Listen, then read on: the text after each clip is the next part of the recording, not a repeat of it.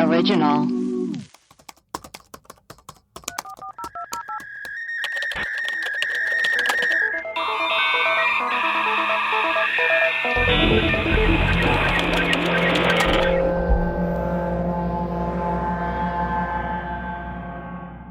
Hello, and welcome to Web Crawlers, the podcast where we do a deep dive into some of our favorite mysteries. Each week, we will introduce our topic, lay out our research and findings, reveal some conspiracy theories, and conclude with our own hypothesis. I am Allie Siegel. I'm Melissa Stettin. And I, Producer Maria. Oh. Okay, why not? Hello. Buongiorno. Buongiorno. Melissa, who are our patrons for this week? Our Patreon has been exploding. So Pop exciting. You get to watch the video. You get the episodes a day early. You get them ad-free. It's exciting. Yeah. So we've got Valerie, Britt, Kat, Sophia, Madeline, Matt, Carrie, Barry, Stephanie, Samantha, Aaron. Welcome, guys. Welcome to the Carrie team. and Barry. Carrie and Barry. So I am super excited for our episode today. Of course, this might be something that I'm just interested in. You know that I love all things supernatural and occult. I decided to do our episode on parapsychology. And I found out about parapsychology from the documentary Surviving Death. Right, on Netflix. It's on Netflix. We also did one of our past episodes kind of on it and near-death experiences, children who remember their past lives. But in that documentary, they talk about how the University of Virginia has a parapsychology department with professors at legitimately the University of Virginia, which is a hugely difficult college to get into. They study psychic phenomenon. Not even just like classes, but they have like a whole department devoted to it. Yeah. Like we were talking about it a second ago, like in Ghostbusters where they like are doing the experiments and trying to like figure out what ghosts are. Like they have that at University of Virginia. Crazy. Was there a reality show on this called like Paranormal State? I mean, there's a million reality shows. It was, I think it was about like a group of college. Let me look it up. It was like Paranormal State. I thought there was one where. Oh, yes. So Ryan Bwell is director of Penn State's University Paranormal Research Society, a student-led club. Penn State? You're going to be Harvard. Huh? Your brain's going to explode. I'm so glad or Stanford, Duke. Just wait for this episode to start popping off. Okay, I'll just get into it now, okay? Wait, did you read this? The Ryan Buell of Paranormal State fame faces assault charges after an altercation at his residence. Listen, All not right. everyone's perfect. Okay. That doesn't affect parapsychology or this episode. Doesn't. He doesn't represent everyone. No, one man does not represent this podcast. Okay, so what is parapsychology for those of you who don't know, which is maybe a lot of you? Parapsychology is the study of psychic phenomenon like telepathy, precognition, clairvoyance, telekinesis, and other paranormal claims. So, for example, what we talked about last time, near-death experiences, synchronicities. Craig should get into parapsychology. You could go to college for synchronicities. Yes. Wow. I'll have him apply to Harvard tonight. See what happens. Please do. Apparitional experiences, etc.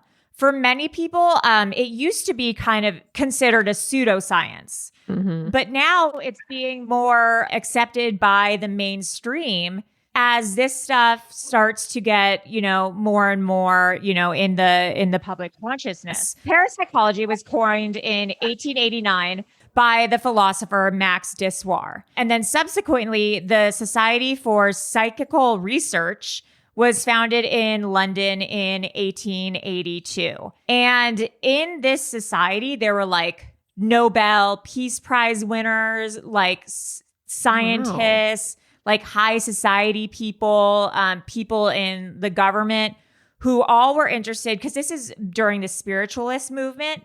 And they all want to be like, okay, what is going on with this stuff that people are claiming is happening? The areas of studying include the stuff we mentioned before, like telepathy, hypnotism, which was something that started then, and hauntings and stuff like the table lifting, the materialization that was happening during these weird seances that people were doing, the spirit photography. People were taking pictures of like that ectoplasm stuff. Like if you look at old spirit photography, there's like sometimes the ectoplasm, and people were claiming to, which was like they claim as like a spirit like leaving your body. This research society was like, we need to look into this because this is a new fad and like what the fuck is going on. So then another research society opened in America because they were like, if Europe is doing it, we got to do it too. And this is a trend that we'll get into later, where like if other countries are doing it, America's like, we've got to get on this. Like going to space. Yeah, we got to go to space. Copy those Russians.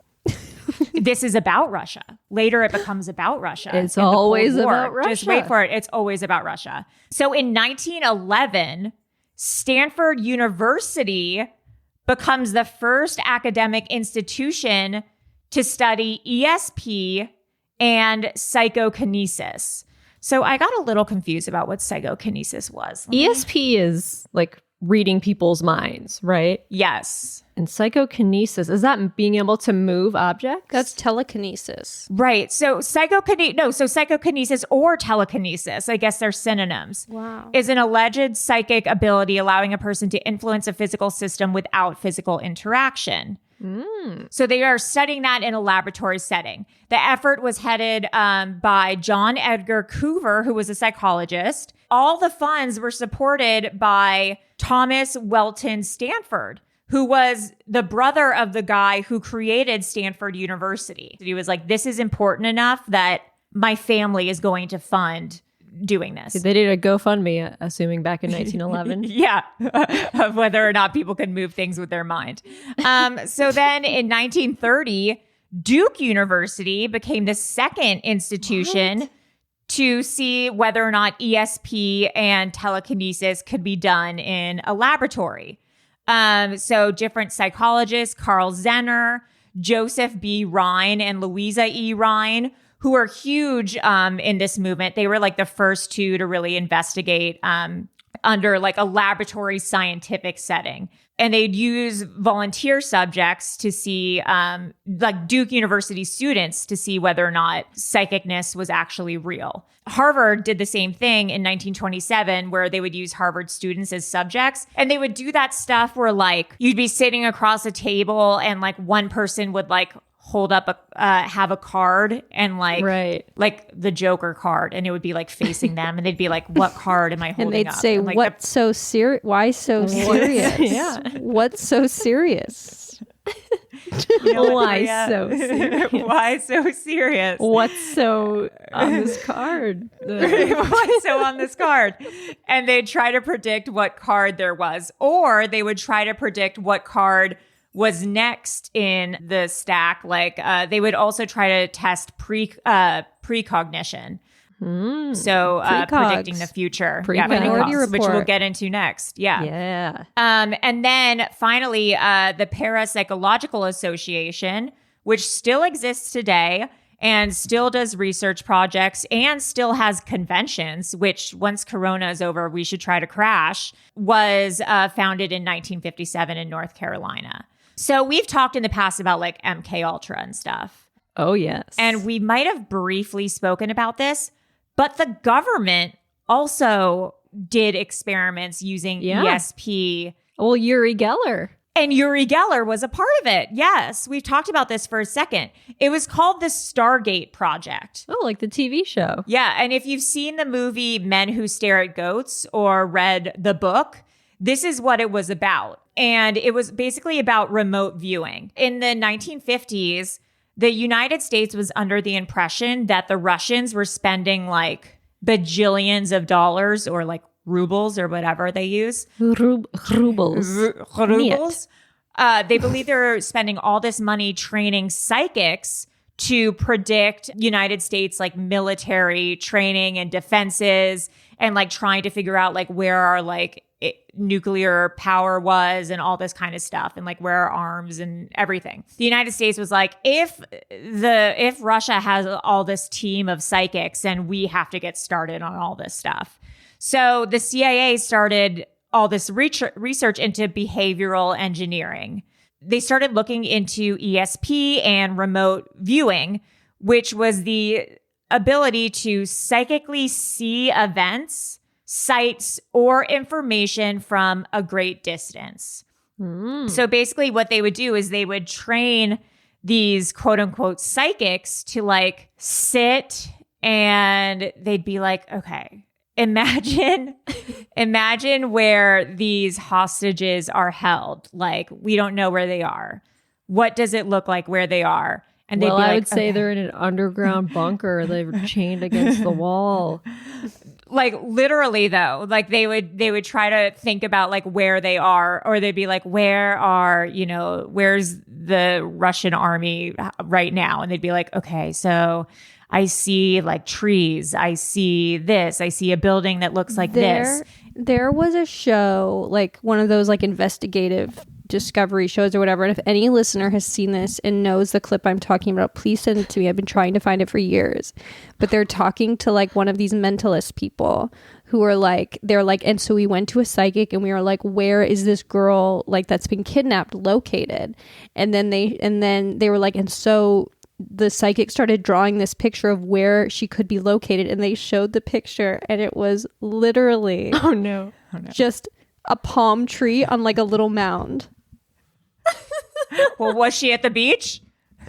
I don't know, but it was like, and here is the artist rendering of where the psychic thought, and it was literally a palm. It was a like, leprechaun in a tree.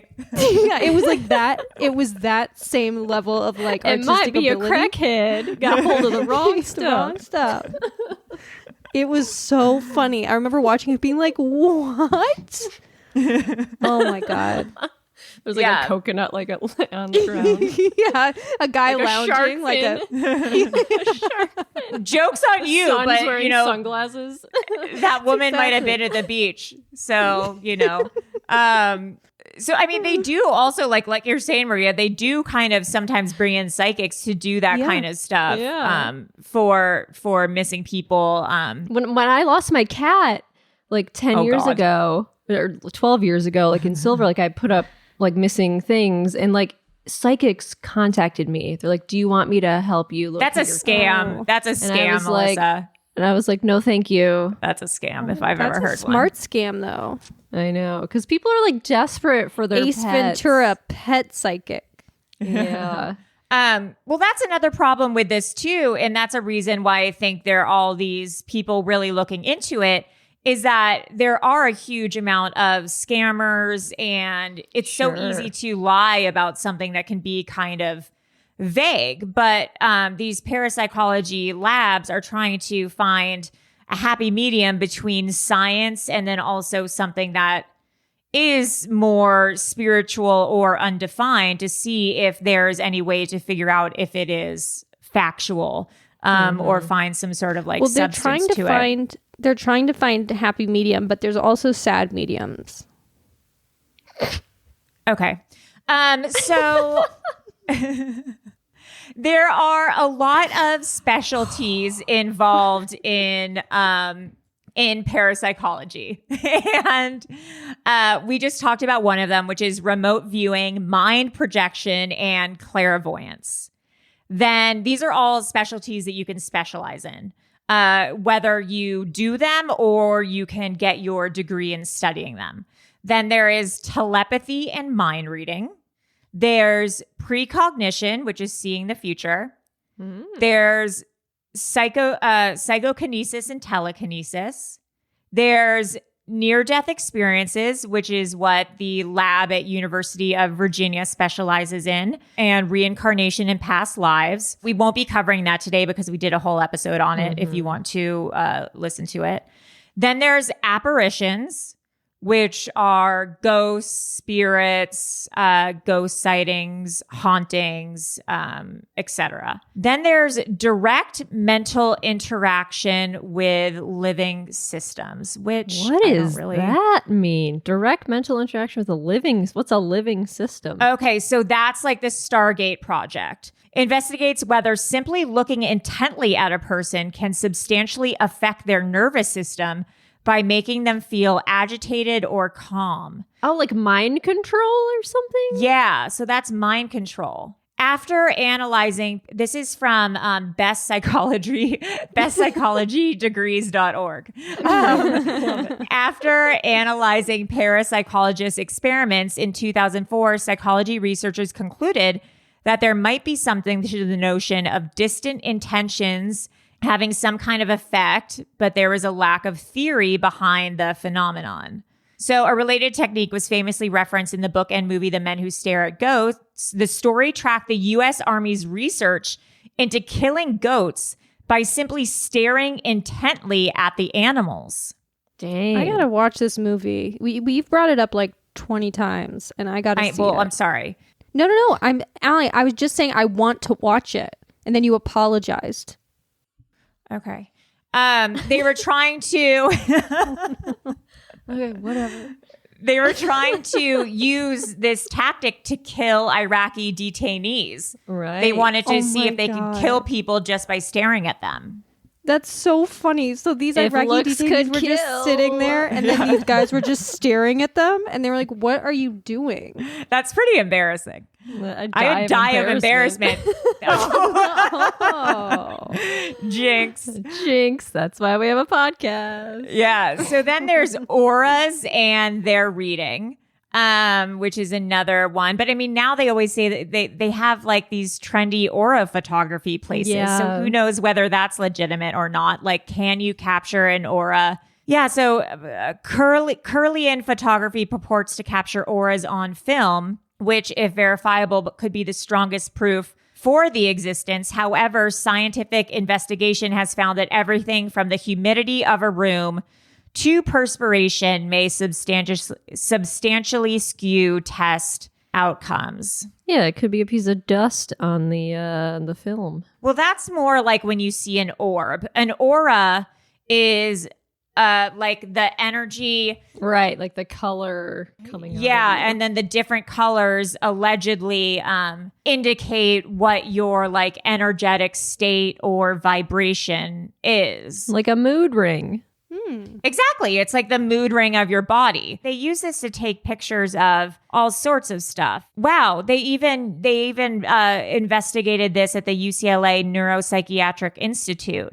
So what's interesting about this is they have all these pseudoscience stuff, but they're really like at UCLA and Stanford and Harvard looking into it. So there has to be some sort of truth behind it. If it was totally 100% crazy, they wouldn't even look into it.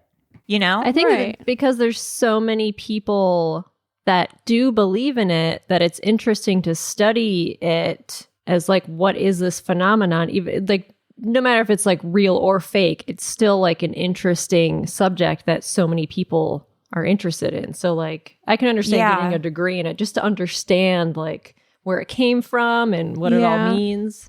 Right. But I mean, also a lot of people believe in like a lot of other crazy stuff that they're not like. People believe in Pizzagate and like QAnon stuff. Yeah, that you can't get a degree in Pizzagate. Oh my God. And like Bigfoot, but I don't think Harvard's gonna, have a Bigfoot lab, right? You know, that's true. So it makes me feel like there is something to this. And then finally, the last, and this one was pretty interesting. The last is the Global Consciousness Project, and this kind of like synchronicities, the Mandela effect, when something comes into the consciousness that everyone kind of starts thinking about at the same time. So it theorizes that when world-changing events occur, the thoughts of people around the globe can influence random number generators to produce more coherent, less arbitrary data. That's like, sounds like simulation shit to me. Yeah. So again, this is from Best Psychology Degrees, which outlines all this stuff, but my favorite website. But it says, originating out of experiments from Princeton Engineering Anomalies Research, it aims to chart the emotional outburst of the global population when something truly epic happens, such as September 11 attacks on New York City, and how that affects the global consciousness, and how the global consciousness then affects things like the stock market, the economy.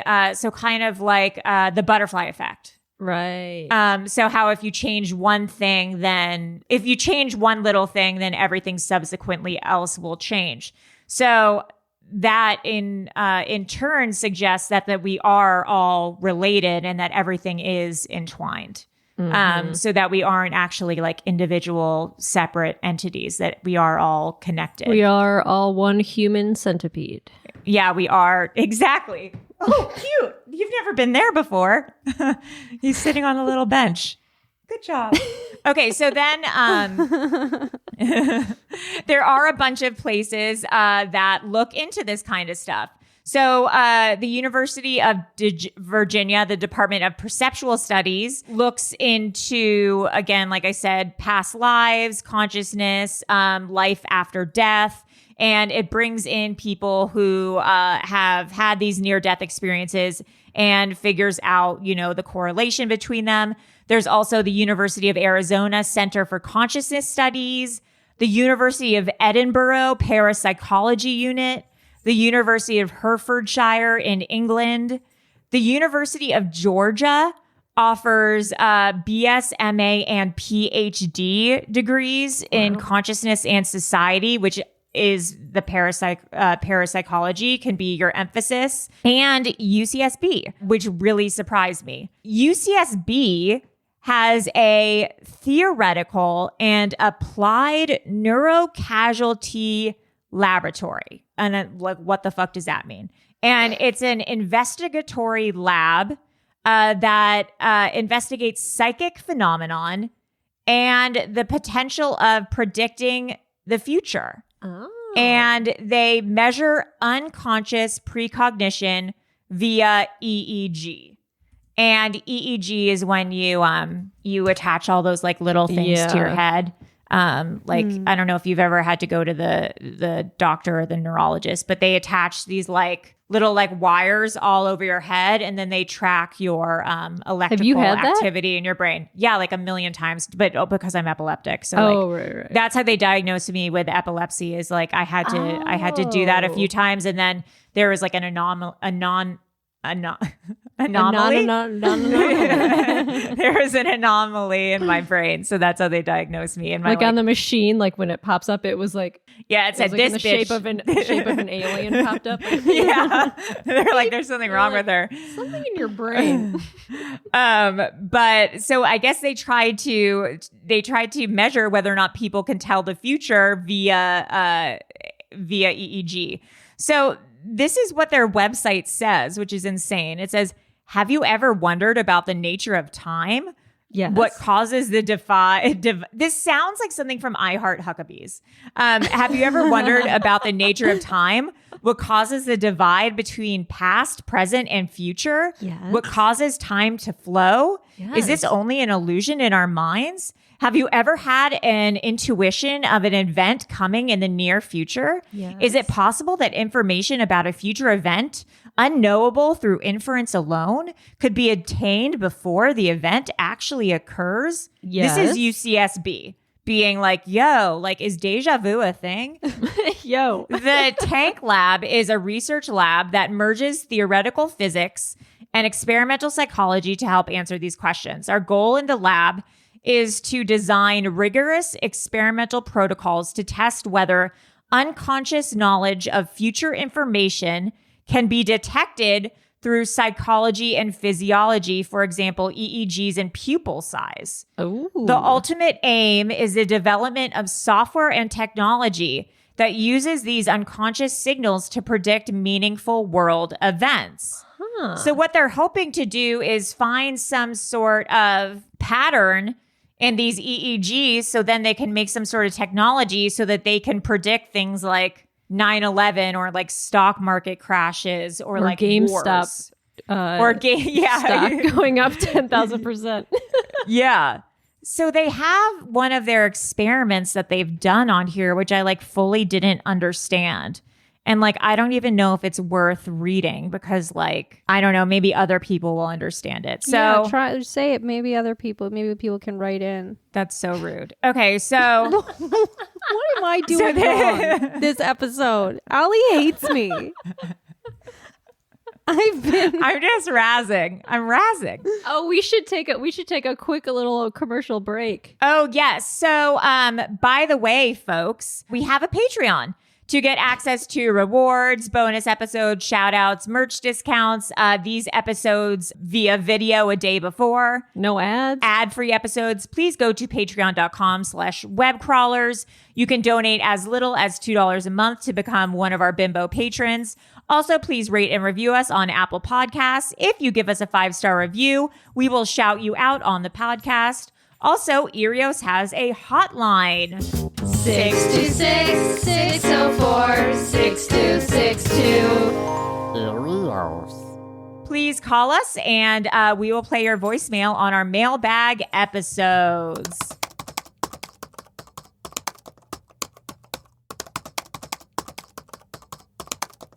Okay, so this is the thing that they did. Okay, so it says, perhaps surprising to many, there has accumulated a good deal of evidence in scientific journals that behavior and physiology can be influenced by seemingly unknowable future events. Although this work is not without controversy, we believe, given the experimental evidence combined with advances in theoretical physics, further research is needed. Clearly, any new technology that uses behavior and or physiology to consistently predict random future events above chance would be a game changer. The following is a general overview of the approach used by the TAN lab to further this research. Okay, so an example of a standard precognition task where the goal is to predict which card will be randomly picked in the future. The Joker.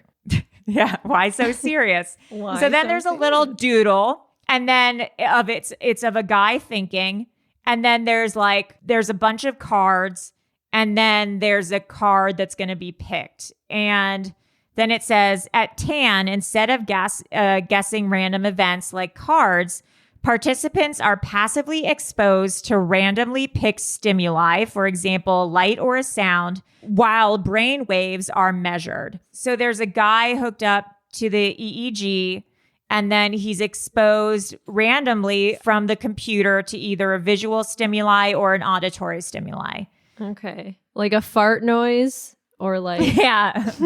picture or a palm tree. Yes.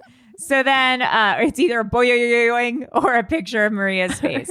So then research on presentiment suggests that a backwards in time or retro causal effect may allow unconscious physiological changes to occur before future events occur.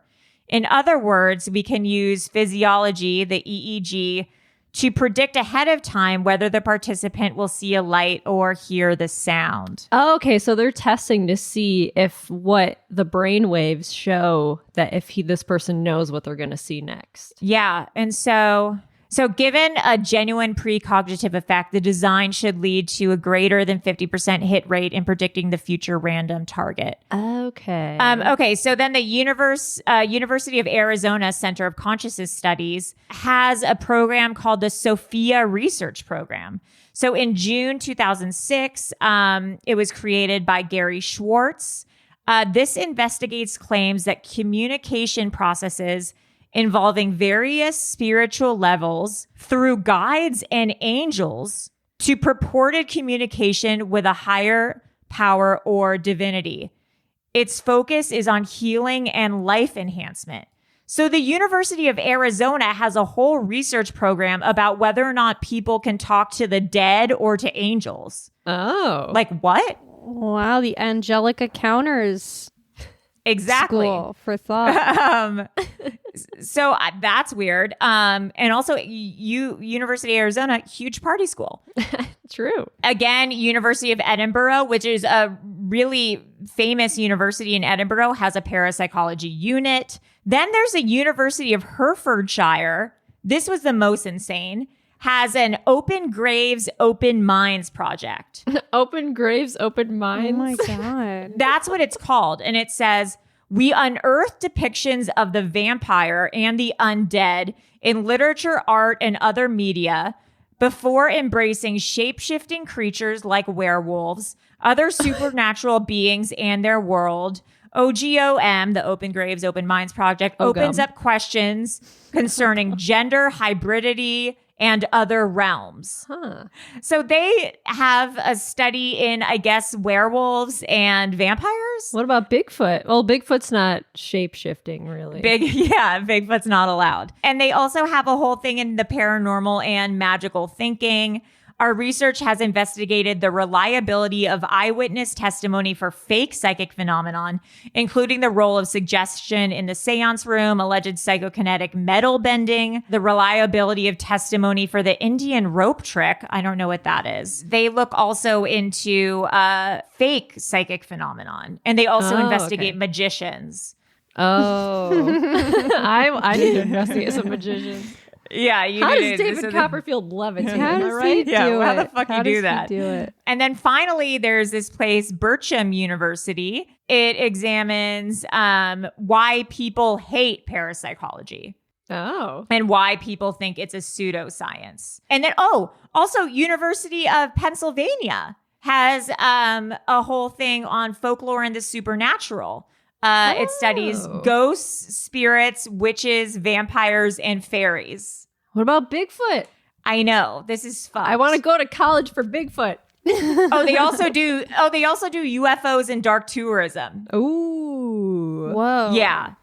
I know. Can there be a part of Maria's Scared Silly School, a department of like cryptids? Or is that too... I mean, that could be an extracurricular, sure, but it's not very No, that's funny. a whole other study. Cryptozoology. That's a whole other thing. Oh, right. Okay. Cryptozoology. Never that could be mind. like an after-school thing. Like that could be people could like an extracurricular cryptozoology. You can be a cryptozoologist. It's the search. Yeah, that's another science. Cryptozoology is a pseudoscience and subculture that aims to prove the existence of entities from the folklore records such as Bigfoot, Chupacabra. Cryptozoologist salary. $10,000 a year. Can you just imagine like you get into Harvard and then you, like a year in, you go to your parents and you're like, well, I've got my major, and your parents are like, what is it? What is it? Law? What is it? You know, It's fairies. I'm going to study the existence of fairies. Well, what do you mean? Like you're going to study like ancient, texts? No. I'm going to go and look for fairies. Yeah, my parents that would weren't be too happy when I crazy. told them that. like, have you seen the movie Fern Gully? Like, Yeah. that's what I'm studying. That's what I want to do. It says here that parapsychologists can make, on the low end, $14,000 a year, but on the high end, $383,000. That ain't And bad. the median salary is $70,000. So, I mean, that's not chump change. No. Okay, so then to wrap it up, there's the Parapsychology Association, which is an international professional organization of scientists and scholars who all study psychic experiences such as telepathy, clairvoyance, healing, precognition. Like we said, it was established in 1957. It's recognized by like the government. It's like a real association. They want to promote scholarship and scientific inquiry into the unexplained aspects of human experience. They want to disseminate responsible information to the wider public and to the scientific community.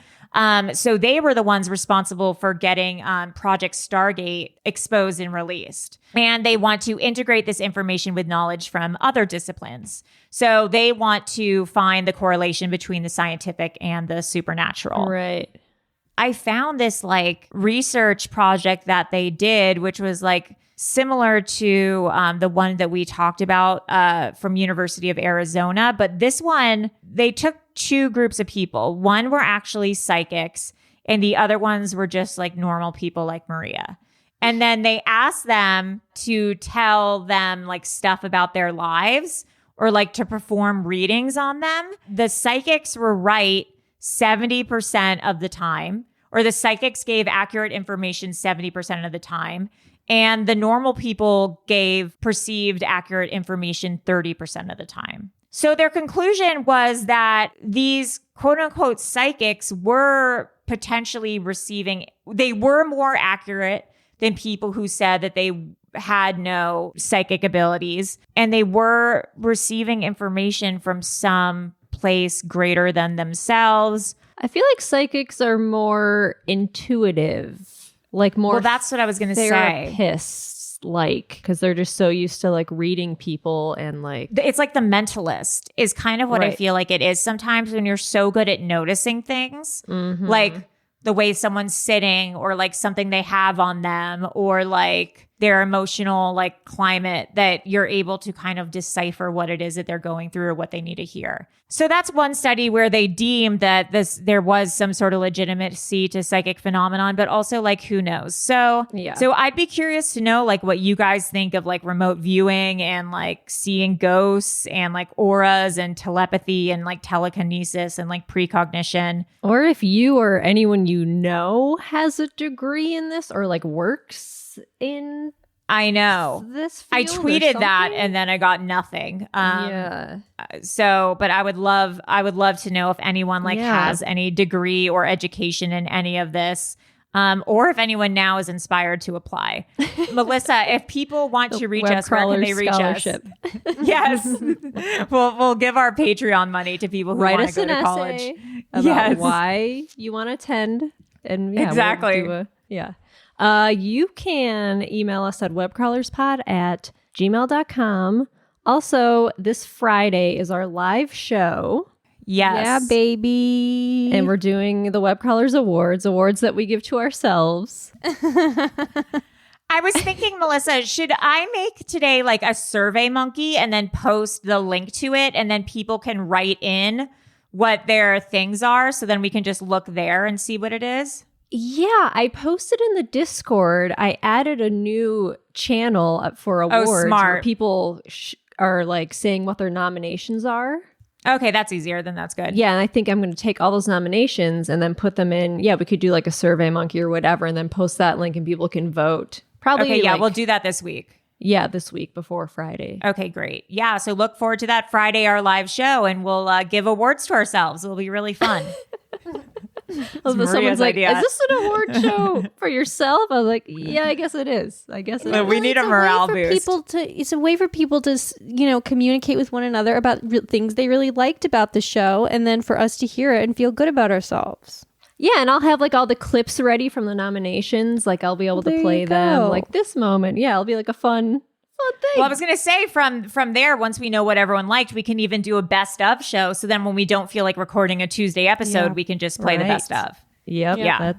Gotta do that. That's good thinking. It's like a meat locker episode. Yes. Well, thanks for braving through something that only I think is interesting. I think it's interesting too. I had think no it's idea. interesting too, but if I say it, Maria I was going to yawned. get mad at me. I saw Maria yawning. Anyways, Oh, I am. God. Yeah, she was yawning a lot. I am Allie Siegel. I'm Melissa Chupacabra Seton. And I'm Maria Find a Fairy Blasucci. Oh, I really like that. That's Okay. right. Yeah. Bye. Bye.